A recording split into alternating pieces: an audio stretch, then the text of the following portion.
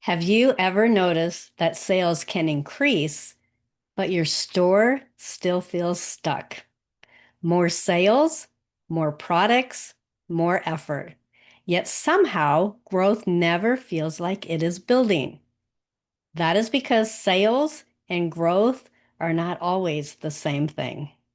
Hi, I'm Shelley Antone. I've been selling on TPT for over 17 years and have generated more than $1.7 million in sales. And one thing I know is this: a store can generate sales without creating real momentum. A lot of TPT sellers measure growth by sales, and sales matter. Of course they do. But eventually, you start noticing something interesting. Some stores seem to build on their success, while others keep starting over. The same effort, the same creation, the same cycle, again and again and again. Why? Because many sales are isolated. A teacher finds a product, buys it, uses it, and never returns. Nothing else happens. No additional purchase, no deeper relationship, no momentum. Just one sale, then silence. Over time, that creates a very different business than stores where buyers continue exploring, purchasing, and continue returning. That is where growth starts becoming more than sales.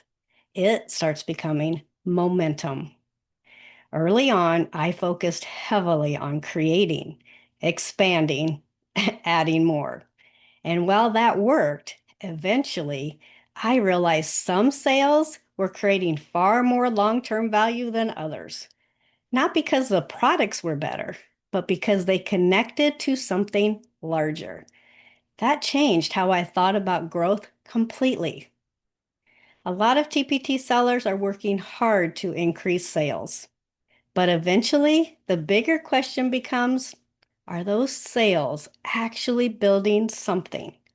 Or are they starting over every time? If your store feels stuck and feels like it's working harder than it should, the issue might not be sales. It might be how growth is being created. If you want help identifying what is currently limiting your TPT growth, use the free Growth Constraint Finder linked below.